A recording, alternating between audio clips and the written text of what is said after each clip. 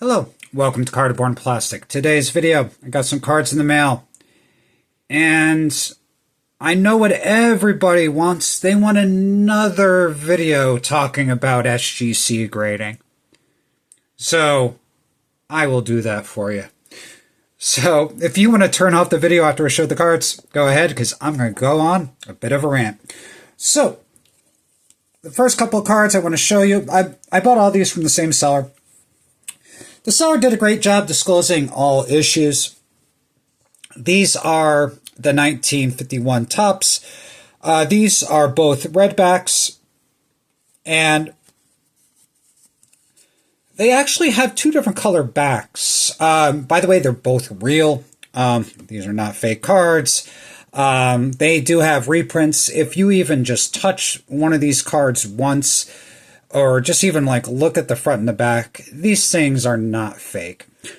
And with these 1951 tops, the seller did a really good job. Like, I knew that, right, there's a little crease right there. And these, for myself, these don't have to be perfect. These go in a top loader binder. And I'm actually working on both the white and the cardboard stock backs. So each one of the sets has 52. It's really 54. The Gus, this one says White Sox. There's also one that I believe it's a Philadelphia Athletics. And there's another player that has two different versions as well. And so I'm working on the red back set. And then I got a couple of blue backs. These are more expensive. No matter what with these things, you're talking 20 bucks a piece for these. These only, I believe, all the ones I have, just have the white backs for these blue backs. So, got these from the seller. They did a great job disclosing the condition of the cards. The only thing that kind of upset me was when they had brand new top loaders and they decided to put a sticker for inventory on the back that you can't peel off.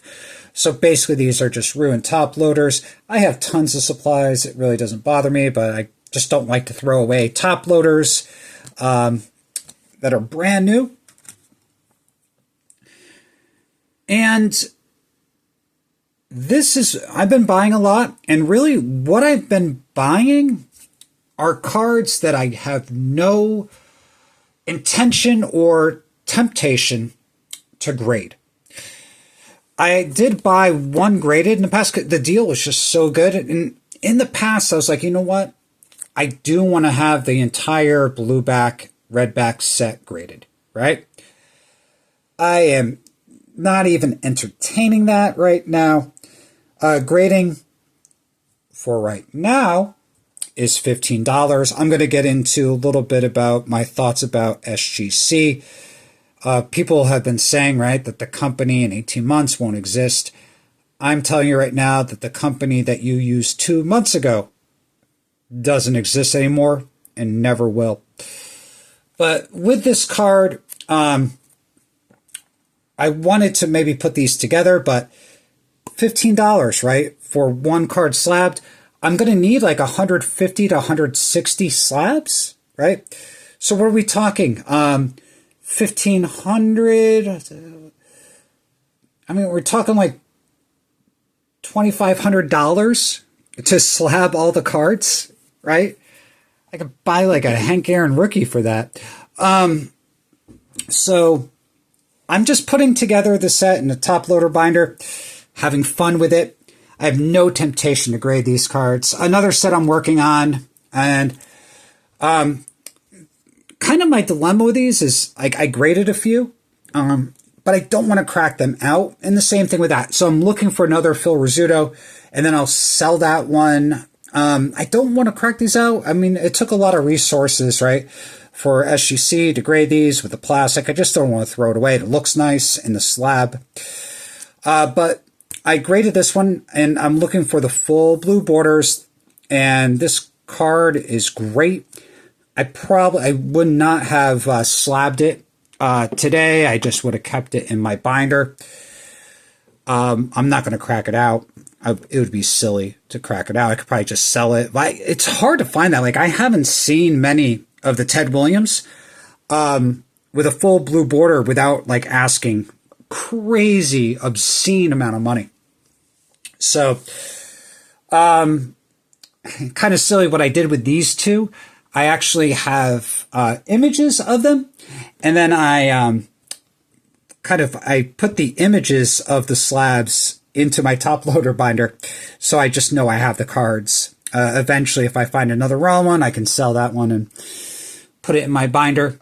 And another set I'm working on, you can see, like, I have no temptation to grade these, the Wheaties, or the Redman Tobacco. And I'm putting together this set as well. I think I'm up to 70 to 80 cards. I believe there's 200. Imagine how much money that would be to grade at $15 a piece, right? So with the Redman Tobacco cards, I would even buy the Ted Williams 52, the Willie Mays, not graded, right? These cards are easy to tell if they're real or not. Just handle a few. It's not hard. We depend way too much on the grading companies to tell us how to collect and to scare us into knowing if a card is fake or not. The majority of cards are not fake. Now, yes, if you're buying a 1952, 53, 51 Bowman mantle, please get it in a PSA slab and check the picture on their cert numbers to make sure that that card that you're buying is not in a fake slab, right? However, if you're buying a Redman Tobacco Warren Spahn, right, this card, I mean, it's not going to grade high. It has a little paper loss here, but nothing through the face. And I have cards that have wrinkles like through the face, and I'm getting these for like $10 a piece. If I find a better one, I upgrade it and sell the other one, maybe lose a couple dollars, maybe gain a couple of dollars. It doesn't bother me. By the way, if I graded these, right, I mean, just imagine 200, right, pretty thin here, but it's like 10 times the thickness for the slabs. I mean, that would be like, I don't even know where to keep those things, right? So I could just stack those a lot easier. And maybe I'll buy if I find a good deal, right? I'm not stupid. If I'm not going to overpay for a 52 Redman Ted Williams, if I could buy a graded one for cheaper, right? And a lot of times too, raw cards go for more than graded cards because people overestimate the condition of them. Now, this is a set where I wanted to grade this card, and I was actually going to send an order out like this week with CGC. CGC has slabs for the Gaudies, for the Play Ball, for the T206s, for a lot of like the Bowmans, the odd size cards, right? So they have slabs that fit these diamond stars, right? And their grading, well, yesterday their grading was $12 for bulk. I get 10% with a membership, which pays for itself. So for $10.80, I could have graded these cards.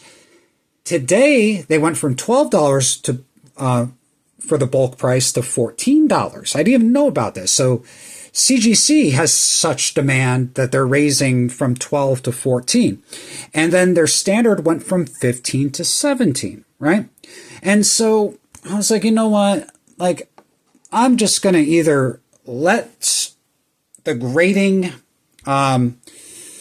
demand go down and grade when I get better deals, but I don't think that's going to happen. I'll talk a little bit about that.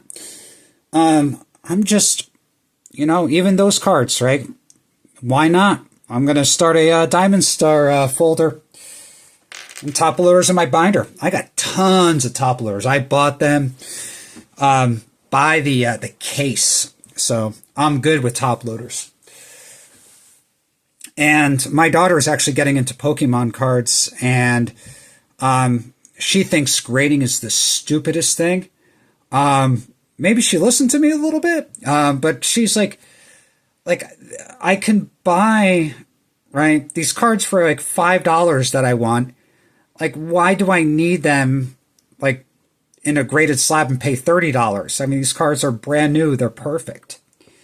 So, yeah, I brought her on ComC, and she collects Eevee for Pokemon. And we got her like 30 Eevee cards for like $35. And she wanted all of them, right? So we had a great time, right? Just looking through those, and she picked out the ones that she wanted that looked the best from the images. And she won't be disappointed when they come. Now, I got to try to get I got the free shipping credit, but they got to apply that. So it's going to be a while before she gets back the cards. So, SGC grading. Here's my take. Of course, you want another take, right? So, in my opinion, everything they did was intentional. And it's actually leading up to something that we're going to see later this month. So, SGC will be around. Don't worry about that. I don't think they're not going to be folding. They're not going to go out of business. The label, the brand, it's worth money. They're not going to dissolve it. However, the SGC that you used 2 months ago will never exist again. And Collector's Universe will make, this is what I believe they did and what they are going to do. The last special that they had was the modern football and the 70s, 80s sports, right? So they could have stopped those specials at any time. There wasn't any dates on them. They kept them going and going as their turnaround times got worse and worse. And I believe that Collector's Universe wanted SGC to have a backlog of well over a month. And the reason for that is it is more efficient for your graders to always have a backlog, right? Because you could tell them, like, you got to grade this many cards today. We have them sitting up. We got piles for you, right? The cards are ready to be graded. If you don't have a backlog and you're grading cards day to day, some days your graders might have a few hours where they have nothing to do because there's not cards ready for them, or they're waiting for cards to go through the being taken out of the shipping boxes, going through whatever authentication process they have, right? So by having a backlog, you assure that the graders always have something to do. And they're much more efficient, and it's more profitable for the company. Number one, and just makes too much sense for me. So we have the backlog now. Now the other thing is, right, well, I think they have less graders. They should be more efficient in grading. But then if you take a look at gem rate, they graded less cards. So I think they got rid of some of their graders, or some of their graders left and went to PSA. And they are grading at a lower capacity now. So they got a backlog. I believe they lowered their capacity for grading. And then what is going to come next?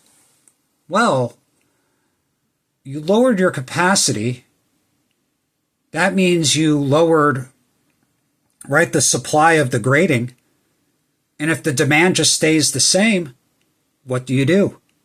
Oh, we're going to have a price increase, right? CGC is $17. SGC is $15. Who wants to make a bet that we're going to see $18 grading with SGC by the end of this month? I think it's a certainty that we're going to see that. So, oh, by the way, your customer service is going to get worse and worse. They made Peter just make that one statement. I think they just had to. But this is going to,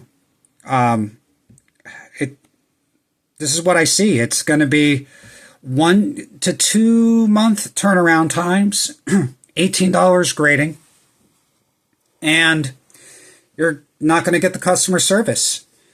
In the comments below, I know a lot of you are well over like month, right? So I think it's like 45 days, right? 30 business days for some of your orders. How is your interaction with customer service if you use SGC quite a bit, right? Are they taking longer to get back to you? Or is the customer service just as good as it always was? I'd like to know that. We have a big problem with grading. I'm not going to go into any more. I got a couple of other thoughts that I might put into other videos. Specifically, Pokemon grading is taking over the hobby, and sports cards are not a priority for them right now. It is a lot easier to grade a Pokemon card or Ultra Modern card instead of one of these vintage cards, right? I mean, with these vintage cards, you have so much more than just dealing with, especially like with cards like this, right? First of all, like the sizes of these things could be all over the place. I mean, we got like different rough cuts, how it was taken out. You got to look, there's surface wrinkles all over these things. It just takes more time to grade this type of card or a vintage card than it does a Pokemon card that came straight out of a pack. Not only that, is these companies, they're connected to other companies, and it's getting gross. We have tag grading, which is grading 8,000 to 10,000 Pokemon a week now. It's going up and up and up and up. And they actually have a collaboration with this company. I think it's like Bezio.io. You probably heard of Courtyard.io with their collaborations with CGC and PSA, basically gambling machines. I guarantee they're giving these companies discounts to grade $1, $2 cards and Pokemon and baseball and other sports. And then they're basically putting these $1 graded cards into these online vending machines. And then maybe there's a few big cards. Like, do you get those, or do their friends get those? Nobody knows it's not regulated. They can do whatever they want.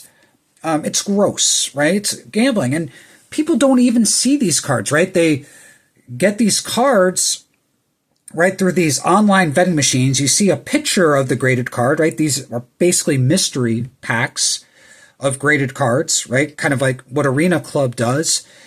But everything is digital, right? So you get a card, you win a card, right? Like, you don't really want that card. If I want a card, I buy the card I want. It's plain and simple, right? I'm looking for a Diamond Stars card, right? I bought one, right? That's simple. But what's going on with these vending machines is people are doing it for gambling, right? And they get a card, and if they make money with it, they just take that money and they gamble again. The house always wins. And these grading companies have their hands, they're collaborating with these companies. And Tag has this claw machine with Bezio.io, and everybody gave PSA a hard time with the Vegas vending machine, right? Where PSA's name was on it. Well, Tag is doing the same thing with a virtual claw machine. It has the Tag name on it, and they have gambling. And it's gross. And how many people actually get those cards and ship them home, right? For the first time ever, I did a Fanatics Collect. I did an auction. And I will be talking about that process. I'm going to hopefully get the cards back. I'm one of the few people that I bought the cards on Fanatics Collect with the auction because I wanted them, and I'm sending them back. I had to pay the taxes on them, right? I could have vaulted them for free, right? I don't want to vault my cards. I want them here, right? In my house. I want to look at them, right? Maybe if I get like a super, super expensive card down the line, right? I'm probably going to put a couple of those into vaults, right? At my bank or something like that. But I want the cards, and this is not what the hobby is right now. Grading is turning into a mechanism for just gambling online, and it's making me sick to my stomach, right? So I am ordering more and more supplies, and I am begging Zion with the Mag Pro cases, we need slabs that are designed to fit cards like this. I don't like putting like baggies inside of your beautiful slabs. It's time for the hobby that we need supplies for our needs, and I would much rather give Zion $2 to $3 a case instead of paying SGC $18, which it's going to be to slap up my cards for me, to give me a really shitty opinion about the number on the grade. My last couple of orders at SGC, one was like beyond super strict, one was very lenient. Even SGC, something's going on there, right, with the graders. I don't know. So some people are still having good experiences, but I'm seeing a lot worse experiences online, even with SGC recently. All right, my rant's over. I don't think anybody stayed to the end. But I got some supplies coming in, some other cards coming in, and I am just having a blast getting my cards organized. And I have so many cards that I could not buy a card for about a year and still probably won't have my collection organized the way that I want. So thank you for listening, and as always, have a great day and keep on collecting.